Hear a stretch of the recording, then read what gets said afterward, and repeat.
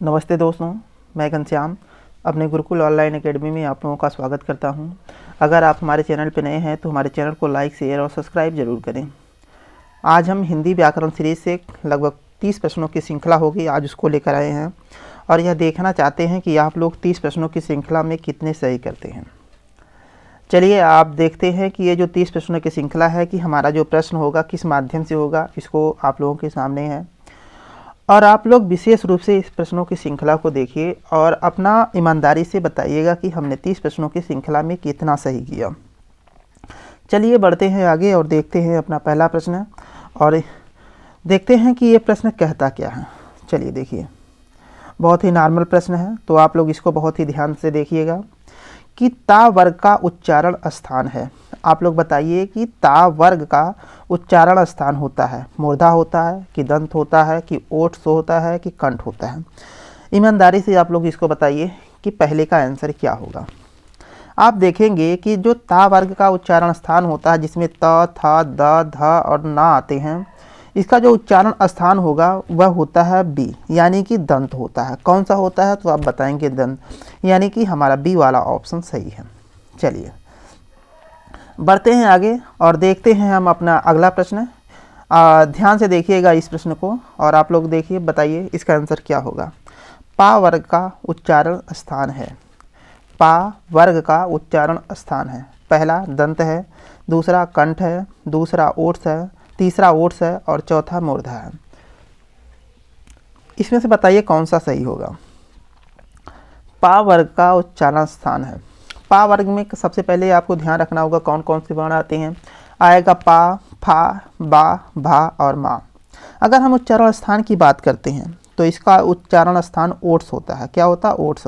यानी कि हमारा जो तीसरा ऑप्शन सी वाला ऑप्शन है यह सही है। तो पा वर्ग का उच्चारण स्थान तीसरा यानी ओट्स होता है। चलिए बढ़ते हैं आगे और देखते हैं हम अपना तीसरा प्रश्न और यह देखिए प्रश्न कहता क्या है। चलिए देखिए, चा वर्ग का उच्चारण स्थान है। आप लोग बताइएगा कि चा वर्ग का उच्चारण स्थान है। पहला तालु होता है, दूसरा ओट्स होगा, तीसरा कंठ होगा और चौथा इनमें से कोई नहीं। आप लोग बताइए तीसरे का आंसर क्या होगा। ता वर्ग का उच्चारण स्थान जो होता है वह पहला है यानी तालु वाला होता है। क्या होता है? तालु होता है। चा वर्ग का उच्चारण स्थान तालु होता है। पहला ही ऑप्शन सही है। चलिए बढ़ते हैं आगे और हम देखते हैं अपना चौथा प्रश्न और देखते हैं चौथा प्रश्न कहना क्या चाहता है। चलिए ध्यान से देखिएगा क्योंकि ये प्रश्न कई बार एग्जाम में देखने को मिला है। वर्णों के समूह को क्या कहते हैं? वर्णों के समूह को क्या कहते हैं? समूह शब्द कहते हैं, संयुक्त शब्द कहते हैं, वर्णमाला कहते हैं कि इनमें से कोई नहीं।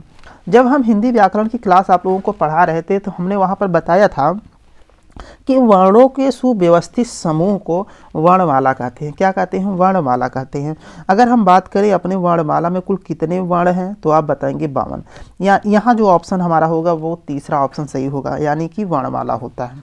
चलिए बढ़ते हैं हम आगे और देखते हैं अपना देखते हैं पांचवा प्रश्न। ध्यान से देखिए और इसको बताइए कि जो छत्र और ज्ञा ये तीनों कौन सा व्यंजन है?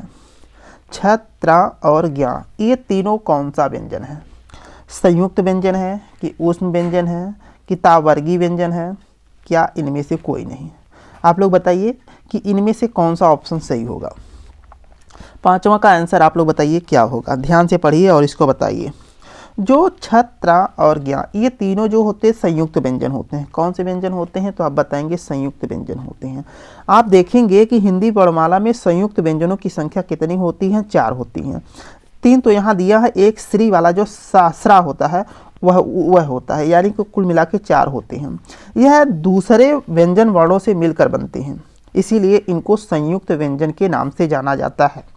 इसीलिए जो हमारा ऑप्शन होगा यहाँ पर, यह पहला ही ऑप्शन सही होगा, संयुक्त व्यंजन। चलिए पांचवें का पहला ही सही है। चलिए बढ़ते हैं आगे और देखते हैं हम अपना छठवां प्रश्न। ध्यान से देखिएगा, आप लोग बताइए इसका आंसर क्या होगा। चलिए ध्यान से देखिए और बताइए, क्योंकि ये छोटे छोटे जो प्रश्न हैं आप लोगों के लिए बेहद ज़रूरी है तो इसीलिए इस प्रश्नों को नॉर्मल मत लीजिएगा। और आप लोग बताइए कि पुस्तक कौन सा शब्द है? पुस्तक कौन सा शब्द है? तद्भव है, कि तत्सम है, कि देशज है, विदेशज है। आप लोग बताइए कि पुस्तक कौन सा शब्द है। आप देखेंगे जो पुस्तक होता है यह तत्सम शब्द है। कैसा शब्द है? तो आप बताएंगे यह तत्सम शब्द है। ना तो तद्भव है, ना तो देशज है, ना तो विदेशज है। यह कैसा शब्द है? तो आप बताएंगे यह तत्सम शब्द है।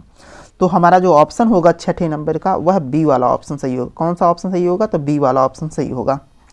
चलिए बढ़ते हैं आगे और देखते हैं अपना 7वां प्रश्न। ध्यान से देखिएगा कि इसका प्रश्न आंसर क्या होगा। चलिए देखिए, आप लोगों के सामने है 7वां प्रश्न। आप लोग इसका आंसर बताइए। आग कौन सा शब्द है? आग कौन सा शब्द है? तत्सम शब्द होगा, कि तद्भव होगा, कि देशज है, कि विदेशज है? आप लोग ध्यान से बताइए कि इसमें कौन सा ऑप्शन सही होगा। आग जो है, आग यह तद्भव शब्द है। कैसा शब्द है? तो आप बताएंगे तद्भव शब्द है। इसका जो ऑप्शन 7वें नंबर का जो ऑप्शन होने वाला है वह हमारा दूसरा सही है। कौन सा सही है? तो आप बताएंगे यह दूसरा सही है, यानी कि तद्भव शब्द होता है। चलिए बढ़ते हैं हम आगे और देखते हैं अपना 8वां प्रश्न। ध्यान से देखिएगा इस प्रश्न को और आप लोग बताइए, पृथ्वी कौन सा शब्द है? पृथ्वी कौन सा शब्द है? यह तत्सम शब्द है, कि तद्भव शब्द है, कि देशज है, कि विदेशज है? आप लोग बताइए 8वें नंबर का प्रश्न क्या होगा। पृथ्वी कौन सा शब्द है? तत्सम है, कि तद्भव है, कि देशज है, कि इनमें से कोई नहीं? आपको बता दें कि जो पृथ्वी शब्द है, पृथ्वी यह तत्सम के शब्द हैं। किसके शब्द हैं? तो आप बताएंगे यह तत्सम के शब्द हैं। जो पृथ्वी, यह क्यों तत्सम के शब्द उसे कहते हैं जो संस्कृत के ज्यों के त्यों हिंदी में प्रयोग किए जाते हैं, उन्हें ही हम तत्सम शब्द कहते हैं। इसीलिए जो हमारा पृथ्वी है यह तत्सम के शब्द हैं। किसके शब्द हैं? तो आप बताएंगे तत्सम के शब्द। यानी कि जो हमारा ऑप्शन होगा वह पहला ही ऑप्शन सही है। चलिए ध्यान से देखिए 9वें प्रश्न का आंसर आप लोग ईमानदारी से बताइएगा कि टेबुल कौन सा शब्द है। एक शब्द है टेबुल। टेबुल बताइए कौन सा शब्द है? देशज है, कि विदेशज है, कि तद्भव है, कि इनमें से कोई नहीं? चारों ऑप्शन आप लोगों के सामने हैं। आप लोग इसको ईमानदारी से बताइए कि टेबुल कौन सा शब्द है। आप देखेंगे जो टेबुल कहने से हमें एक हिंदी भाषा से अलग शब्दों का ज्ञान हो रहा है।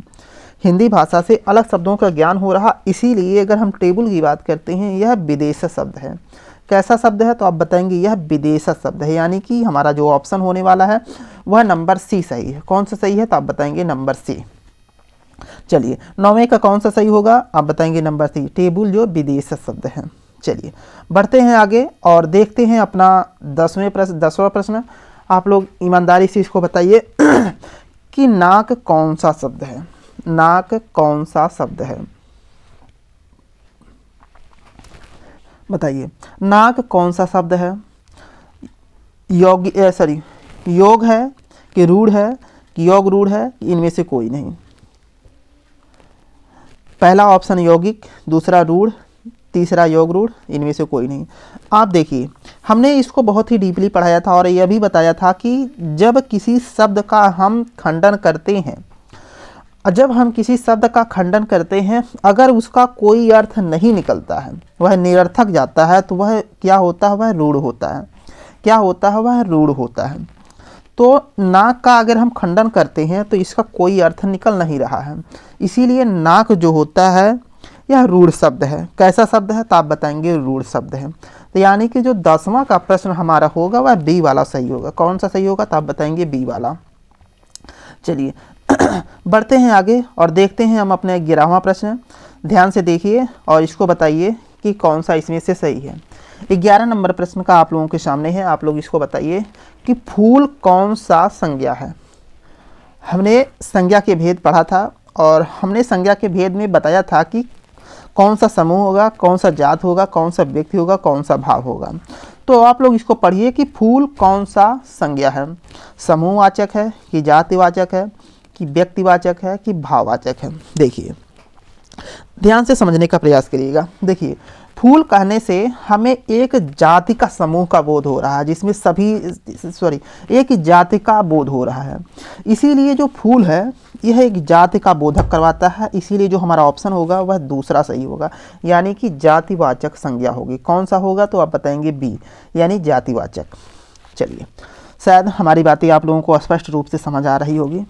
अगर आप थोड़ा सा कहीं समस्याग्रस्त हो रहे हैं, कहीं थोड़ा सा तकलीफ हो रही है, तो आप लोग पुरानी वीडियो को जाके संज्ञा को हमने बहुत ही डीपली आप लोगों को निःशुल्क पढ़ा के डाला है वीडियो। आप लोग वहाँ पर जाइए और देखिए कि हमने संज्ञा की किस प्रकार से मार्मिक तरीके से उसका भेद किया और उसको बहुत ही डीपली आप लोगों को पढ़ाया है।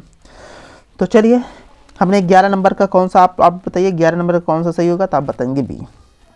चलिए बढ़ते हैं आगे और देखते हैं हम अपना 12वां प्रश्न।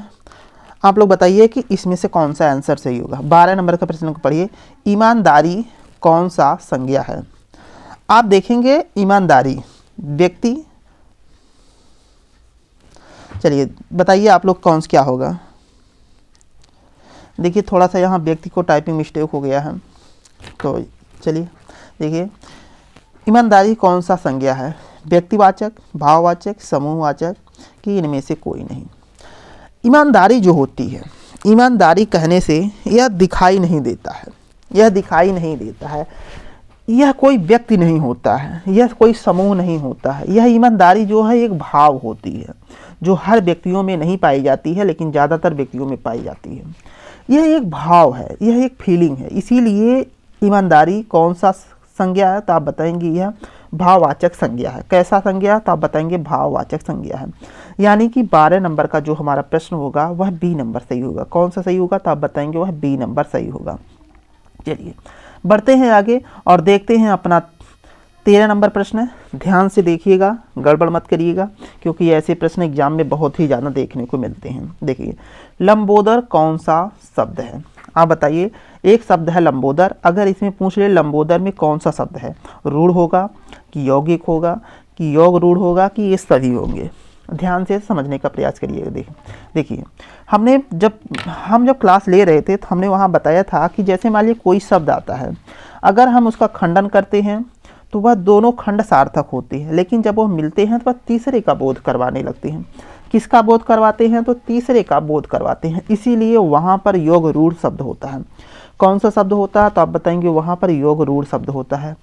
तो 13 नंबर का जो प्रश्न होगा वह हमारा जो तीसरा ऑप्शन है, यानी योग रूढ़ वाला सी वाला जो ऑप्शन है वह सही होगा, क्योंकि लंबोदर कहने से हमें तीसरे व्यक्ति का, तीसरे महान व्यक्ति का, या तीसरे एक जिसे हम भगवान के नाम से जानते हैं, गणेश के नाम से जानते हैं, उनका बोध हो रहा है। इसीलिए यहाँ पर 13 नंबर का जो प्रश्न होगा वह नंबर सी सही है। चलिए बात करते हैं अब 14 नंबर प्रश्न का। आप लोग ध्यान से पढ़िए और इसको बताइए। देखिए सोना कौन सा संज्ञा है, आप लोग बताइए कि सोना कौन सा संज्ञा है, भाववाचक है, समूहवाचक है या द्रववाचक है कि या कि इनमें से कोई नहीं। हमने बताया था कि जब कोई पदार्थ होता है जिसको हम नापते और तौलते हैं, जब कोई पदार्थ हो, कोई वस्तु हो जिसको हम नापते और तौलते हैं, वह जो द्रववाचक के अंतर्गत आते हैं। किसके अंतर्गत आते हैं, द्रववाचक संज्ञा के अंतर्गत आते हैं। यह जो सोना है इसे हम नापते हैं, इसे तौलते हैं, इसीलिए यह जो इसका जो ऑप्शन होगा वह नंबर सी, यानी कि यह द्रववाचक संज्ञा के अंतर्गत आएगा, इसीलिए हमारा जो ऑप्शन सी नंबर सही है। चलिए बढ़ते हैं आगे और देखते हैं अपना हम 15 नंबर प्रश्न। यह लगभग 30 प्रश्नों की श्रृंखला होगी, तो धैर्य बनाइएगा और हम बात करते हैं 15 नंबर प्रश्न की, और आप लोग बताइए कि इसमें से कौन सा सही है। देखिए एक शब्द है मैं, एक शब्द है मैं कौन सा पुरुष है, आप लोग बताइए कि मैं कौन सा पुरुष है, वह उत्तम पुरुष है कि मध्यम पुरुष है कि अन्य पुरुष है कि इनमें से कोई नहीं।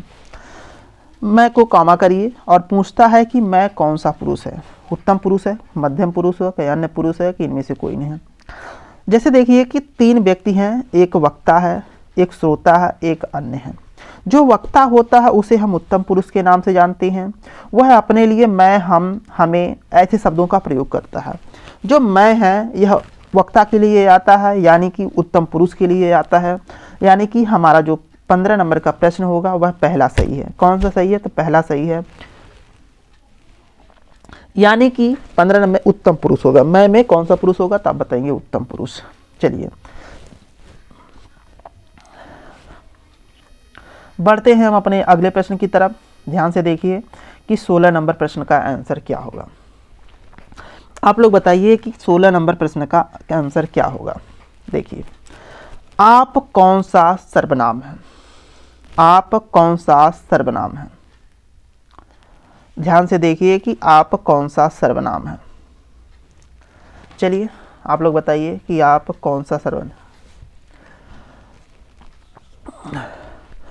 आप लोग बताइए कि 16 नंबर प्रश्न का आंसर क्या होगा। ध्यान से पढ़ेंगे तभी समझ में आएगा, नहीं तो वरना थोड़ा सा समस्याग्रस्त हो जाएंगे, क्योंकि ये प्रश्न कईयों बार आप लोगों के सामने देखने को मिल जाता है। क्योंकि हर बार हम नहीं बताएंगे, आपका भी फर्ज बनता है कि आप भी बताइए कि 16 नंबर प्रश्न का आंसर क्या होगा। ध्यान से देखिए। चलिए हम आपको मौका देते हैं, तो इसलिए आप इसको ध्यान से देखिए। हम इसको अभी दोबारा आप लोगों के सामने बताते हैं। तो चलिए हम आगे बढ़ते हैं। अभी बताएंगे नहीं, आप लोगों का फर्ज है, आप लोग बताइए इनमें से कौन सा होगा। आप चलिए बढ़ते हैं हम 17 प्रश्न की तरफ और देखते हैं कि हमारा जो अगला प्रश्न 17 नंबर का प्रश्न है क्या है। देखिए प्रश्न आप लोग पहले पढ़िए। पुष्प कौन सा शब्द है? आप लोग बताइए पुष्प कौन सा शब्द है? यह तत्सम है कि तद्भव है कि देशज है? और चौथा ऑप्शन हमारा है डी यानी कि विदेशज है। अब बताइए कि चारों में से कौन सा ऑप्शन सही होगा। 17 नंबर प्रश्न का आंसर क्या होगा, आप लोग ध्यान से बताइए। पुष्प कौन सा शब्द है? पुष्प कौन सा शब्द है? तत्सम है कि तद्भव है कि देशज है कि विदेशज है? 17 नंबर का अगर आप 17 नंबर की अगर हम बात करें, यह जो पुष्प है यह तत्सम के शब्द हैं। किसके शब्द हैं? तो आप बताएंगे यह तत्सम के शब्द हैं। इसीलिए हमारा जो आंसर होगा वह पहला सही होगा। 17 नंबर का कौन सा ऑप्शन सही होगा? तो आप बताएंगे पहला सही होगा। चलिए बढ़ते हैं आगे और देखते हैं अपना अगला प्रश्न। और 18 अब चलिए हम देखते हैं अपना 18 प्रश्न। आप बताइए कि 18 नंबर का प्रश्न का आंसर क्या होगा। देखिए एक शब्द है खाल। खाल कौन सा शब्द है? आप बताइए यह शब्द में कौन सा शब्द आएगा? खाल कौन सा शब्द है? अब बताइए आप लोग, खाल कौन सा शब्द है 18 नंबर का? देखिए अगर हम बात करते हैं यह जो शब्द है खाल, इसको यह देशा शब्द में आएगा कि विदेशा शब्द में आएगा कि तद्भव आएगा कि इनमें से कोई नहीं? ध्यान से बताइए आप लोग इनमें से कौन सा है खाल। हम देखेंगे कि जो खाल है यह गांव में बहुत ही ज़्यादा प्रचलन में रहता है, तो इसीलिए यह जो हमारा जो ऑप्शन सी दिखाई दे रहा है तद्भव, यह जो कैसा शब्द है? तो आप बताएंगे यह तद्भव के शब्द हैं। किसका शब्द है? तो आप बताएंगे यह तद्भव का शब्द है। चलिए बढ़ते हैं हम आगे और अपना देखते हैं 19 नंबर प्रश्न का। ध्यान से पढ़िए और आप लोग बताइए इसका आंसर क्या होगा। देखिए पैंथर कौन सा शब्द है? या ध्यान से पढ़िए, पैंथर कौन सा शब्द है? यह देशा शब्द है कि विदेशा शब्द है या विदेशी शब्द है या तत्सम के शब्द है कि या इनमें से कोई नहीं? ध्यान से देखिए और आप लोग बताइए कि पैंथर कौन सा शब्द है? देशज है कि विदेशी शब्द है कि तत्सम है कि इनमें से कोई नहीं? 19 नंबर की अगर हम बात करें, जो पैंथर है यह चलिए बताइए आप लोग 19 नंबर प्रश्न का आंसर क्या होगा। पैंथर जो है यह एक देशा शब्द है। कैसा शब्द है? तो आप बताएंगे यह एक देशा शब्द है। तो 19 नंबर का जो हमारा आंसर आएगा वह पहला ही है, यानी कि पैंथर में कौन सा शब्द है? तो आप बताएंगे देशा शब्द है। चलिए बढ़ते हैं हम आगे। अब देखते हैं अपना 20 नंबर प्रश्न और ध्यान से पढ़िए और इसका आंसर आप लोग बताइए, क्योंकि ये प्रश्न बहुत ही ज़रूरी है। देखिए एक शब्द है गोल। गोल विशेषण है, सार्वनामिक विशेषण है कि आयामवाचक विशेषण है कि गुणवाचक विशेषण है कि इनमें से कोई नहीं? आप लोग बताइए कि गोल विशेषण है, सार्वभौमिक विशेषण है जिसे हम सार्वनामिक विशेषण भी कहते हैं, आयामवाचक विशेषण है या गुणवाचक विशेषण है कि या कि इनमें से कोई नहीं? बात करें गोल जो है यह गुणवाचक विशेषण है। कैसा विशेषण है? तो आप बताएंगे गुणवाचक विशेषण है, यानी कि जो हमारा ऑप्शन सी है हमारा इसमें सही है। किस वाले ऑप्शन में सही है? तो आप बताएंगे 20वें नंबर का जो हमारा आंसर आएगा वह नंबर सी सही आएगा, यानी कि जो यह गुणवाचक विशेषण के अंतर्गत आएगा। चलिए बढ़ते हैं आगे और देखते हैं हम 21 नंबर प्रश्न का। ध्यान से देखिए और आप लोग इसका आंसर बताइए। कोई विशेषण है, प्रश्न को ध्यान से पढ़िएगा, कोई विशेषण है, आयामवाचक विशेषण है कि सार्वभौमिक विशेषण है, जिसे हम सार्वनामिक विशेषण भी कहते हैं, और तीसरा गुणवाचक विशेषण है कि चौथा इनमें से कोई नहीं। ध्यान से देखिएगा, जो हमने बी वाले में लिखा है सार्वभौमिक, यह सार्वभौमिक भी होता है और सार्वनामिक भी होता है, इसका दो नाम है। तो आप लोग ध्यान से देखिएगा कि अब पढ़िए, कोई विशेषण है आयामवाचक विशेषण, सार्वभौमिक जिसे या सार्वनामिक विशेषण कहते हैं, या तीसरा गुणवाचक विशेषण, या इनमें से कोई नहीं। आप लोग बताइए कि 21 नंबर प्रश्न का आंसर क्या होगा। आप देखेंगे कि कोई जो है यह सर्वनाम का एक शब्द है, और जब एक सर्वनाम का शब्द किसी संज्ञा के पहले आकर उसकी विशेषता को बताने लगता है तो वह सार्वभौमिक या सार्वनामिक विशेषण के नाम से जाना जाता है। तो यहाँ पर 21 नंबर का जो प्रश्न है वह हमारा बी वाला ऑप्शन सही होगा। कौन सा ऑप्शन सही होगा? तो बी वाला, यानी कि सार्वभौमिक विशेषण या सार्वनामिक विशेषण जिसे हम कहते हैं। 21 नंबर का कौन सा ऑप्शन सही होगा? तो आप बताएंगे बी नंबर। चलिए बढ़ते हैं आगे और देखते हैं हम 22 नंबर प्रश्न का, और ध्यान से देखिएगा और इसको समझने का प्रयास करिएगा। देखिए, तुम जा रहे हो, ये कौन सा काल है? ये जो वाक्य है किस काल का बोध करवा रहा है? तुम जा रहे हो, ये कौन सा काल है? वर्तमान काल होगा कि भूतकाल होगा कि भविष्य काल होगा कि चौथा जो ऑप्शन है इनमें से कोई नहीं। देखिए, तुम जा रहे हो, ये कौन सा काल का बोध करवा रहा है? तो आप देखेंगे कि जो 22 नंबर का है यह वर्तमान काल का बोध कर रहा है, क्योंकि जो कार्य की क्रिया हो रही है वो चल रही है, इसीलिए 22 नंबर में जो हमारा आंसर आएगा वह वर्तमान काल आएगा, यानी कि हमारा पहला ही ऑप्शन सही है। चलिए बढ़ते हैं हम अपना लगभग 23 प्रश्न की तरफ, और लगभग कुछ प्रश्न और बच गए हैं। ध्यान से आप लोग देखिए और बताइए, नाक कौन सा लिंग है? यह जो नाक है, एक शब्द नाक कौन सा लिंग है? यह पुल्लिंग का बोध करवाता है कि यह स्त्रीलिंग का बोध करवाता है, कि तीसरा जो ऑप्शन है ए और बी दोनों सही है, कि चौथा जो ऑप्शन दिखाई दे रहा है कि इनमें से कोई नहीं? आप लोग ध्यान से पढ़िए और बताइए कि नाक कौन सा लिंग है। आप देखेंगे कि अगर कोई शब्द हमें ध्यान तुरंत नहीं आ रहा है तो हम उसका अपने दैनिक जीवन में प्रयोग करना चालू कर देते हैं। लिंग में ध्यान रखिएगा, जब कोई शब्द हमें नहीं आ रहा है तो हम उसका दैनिक जीवन में प्रयोग करते हैं। जैसे देखिए, नाक शब्द है तो इसको प्रयोग करिए, नाक कट गया कि कट गई? आप कहेंगे नाक कट गई। तो ये जो कट गई यानी कि यह स्त्रीलिंग का बोध करवा रहा है। तो यानी जो हमारा 23 नंबर का जो प्रश्न होने वाला है वह बी वाला ऑप्शन सही होगा। कौन सा ऑप्शन सही होगा? तो आप बताएंगे बी वाला, यानी कि नाक जो है स्त्रीलिंग का बोध करवाता है। चलिए बढ़ते हैं हम आगे और देखते हैं हम 24 नंबर प्रश्न का। ध्यान से देखिए और बताइए कि समास कितने प्रकार के होते हैं। आप लोग बताइए कि समास कितने प्रकार के होते हैं। पहला जो ऑप्शन है 2 है, दूसरे में 4 है, तीसरा जो है 6 है, और चौथा जो ऑप्शन 8 है। आप लोग बताइए कि इनमें से कौन सा ऑप्शन सही होगा। समास कितने प्रकार के होते हैं? आप लोग बताइए समास कितने प्रकार के होते हैं। आप देखेंगे जब समास का अगर आप लोग डीपली अध्ययन करेंगे तो आप लोगों के सामने नज़र आएगा कि जो समास होते हैं वह कितने प्रकार के होते हैं। वह 6 प्रकार के होते हैं। कितने प्रकार के होते हैं? वह 6 प्रकार के होते हैं। तो हमारा जो ऑप्शन होगा 24 नंबर का वह हमारा जो ऑप्शन है सी वाला ऑप्शन सही होगा। कौन सा ऑप्शन सही होगा? सी वाला ऑप्शन सही होगा।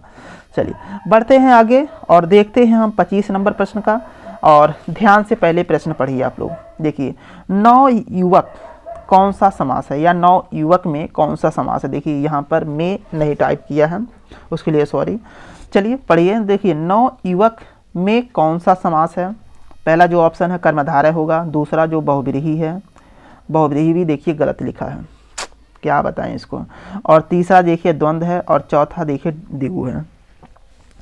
तो बताइए आप लोग कि नवयुवक में कौन सा समास होगा। 25 नंबर को पढ़िए और आप लोग बताइए।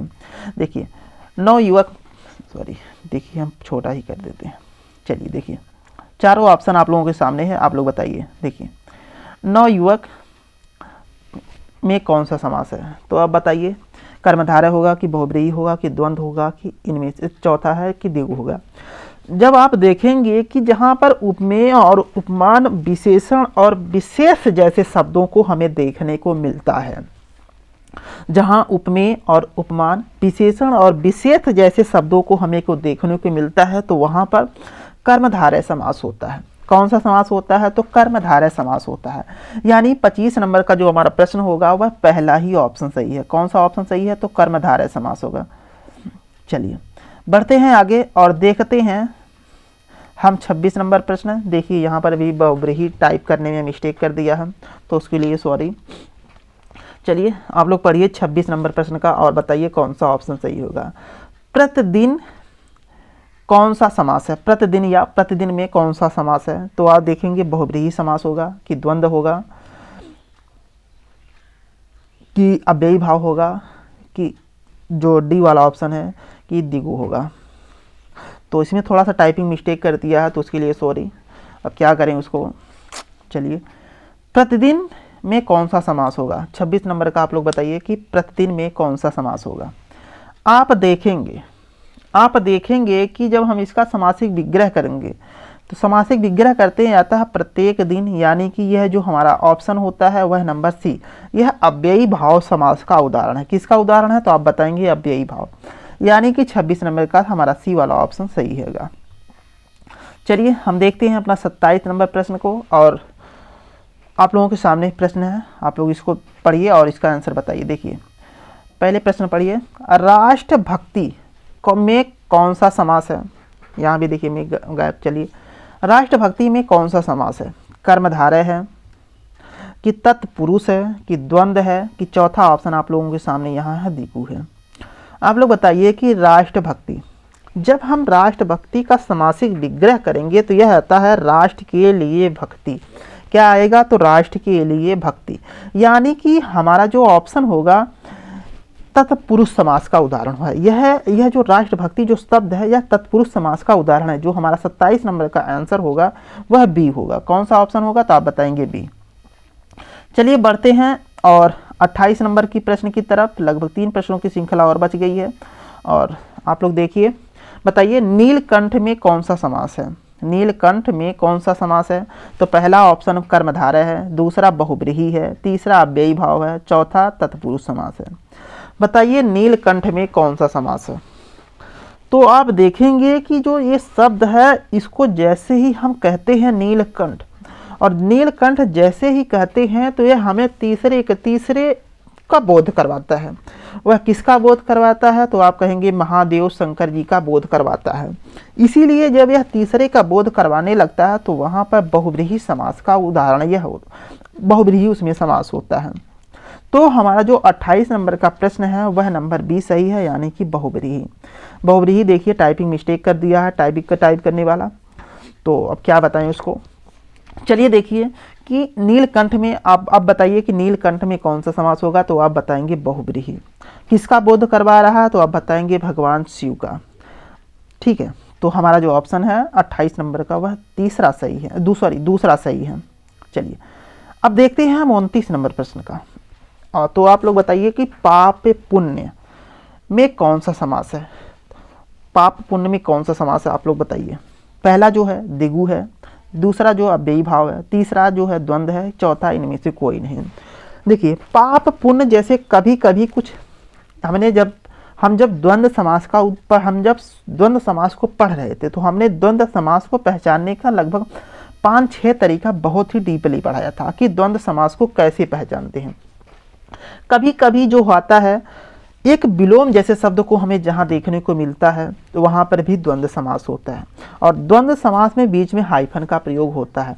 तो यह जो हमें दिखाई दे रहा है तो यह हमें समझ में आ रहा है कि यह जो द्वंद्व समास का उदाहरण है, यानी कि पाप पुण्य में कौन सा समास होगा? तो आप बताएंगे नंबर सी, यानी कि द्वंद्व समास होगा इनमें। बढ़ते हैं अपने अगले प्रश्न की तरफ। यह हमारा लास्ट प्रश्न है।